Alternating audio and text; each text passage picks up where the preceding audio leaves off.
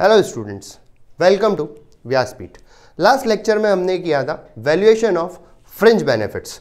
आज हम करने जा रहे हैं एक सबसे इंपॉर्टेंट टॉपिक सैलरी का। जैसा कि आप देख रहे हैं, प्रोविडेंट फंड, भविष्य निधि। तो प्रोविडेंट फंड का क्या मतलब होता है? प्रोविडेंट फंड का मतलब होता है for the future, future benefits के लिए एक एम्प्लॉयर अपने एम्प्लॉय का अकाउंट ओपन करवाता है, जिसे हम प्रोविडेंट फंड कहते हैं। इस प्रोविडेंट फंड में जैसे ये एक अकाउंट ओपन हुआ, इसमें जो कंट्रीब्यूशन होता है वो दोनों ही करते हैं, एक एम्प्लॉयर एंड एम्प्लॉय, दोनों मिलके इस प्रोविडेंट फंड के अंदर क्या करते हैं? कंट्रीब्यूशन करते हैं। Now types of provident fund: statutory provident fund, recognised provident fund, unrecognised provident fund और पब्लिक प्रोविडेंट फंड।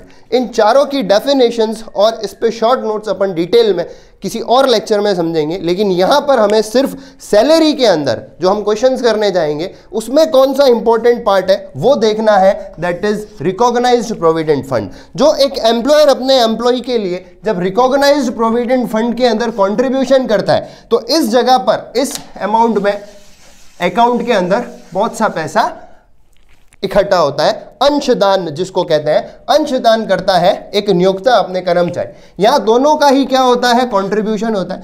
एम्प्लॉय का contribution always added in basic salary.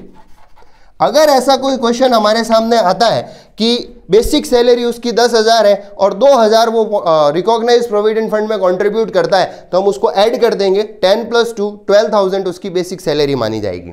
लेकिन एम्प्लॉयर का जो कंट्रीब्यूशन होता है, और ये 100% टैक्सेबल होता है और उसकी सैलरी में ऐड होता है। लेकिन एम्प्लॉयर का जो कंट्रीब्यूशन होता है, ये आपको याद रखना है, मोस्ट इंपॉर्टेंट पॉइंट है ये, और मैक्सिमम क्वेश्चंस में ये पॉइंट आता है। एम्प्लॉयर का जो कंट्रीब्यूशन होता है वो होता है exempted up to 12% of salary. भविष्य निधि में नियोक्ता का अंशदान सैलरी के 12% के बराबर तक एग्जेम्प्ट होता है। अगर किसी एम्प्लॉय की सैलरी 100 रुपए है और एम्प्लॉयर 12 रुपए तक RPF, recognised provident fund, RPF में कंट्रीब्यूट करता है, तो वो एग्जेम्प्ट होगा। लेकिन अगर उसने 12 की जगह 15 रुपए का कंट्रीब्यूशन किया, if he contributed 15 rupees, then 3 rupees will be taxable, because 12%, salary का 12%, दैट इज 100 रुपीज का 12%, 12 rupees is exempted, but employer contributes 15 rupees, therefore 15 - 12, 3 rupees is the taxable amount which is included in the salary of the employee.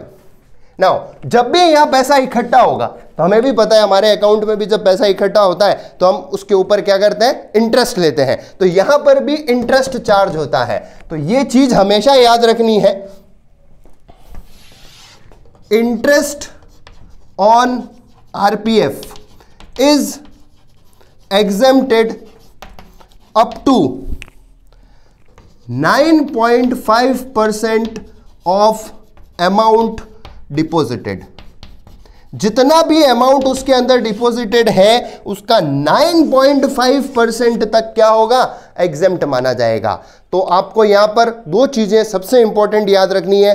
First is employers contribution and second is interest on RPF. Employer का contribution जो होता है वो 12% of salary तक क्या होता है? Exempt होता है, और इंटरेस्ट ऑन आरपीएफ 9.5% तक एग्जेम्प्ट होगा। इन चीजों को आप अच्छे से ध्यान रखें।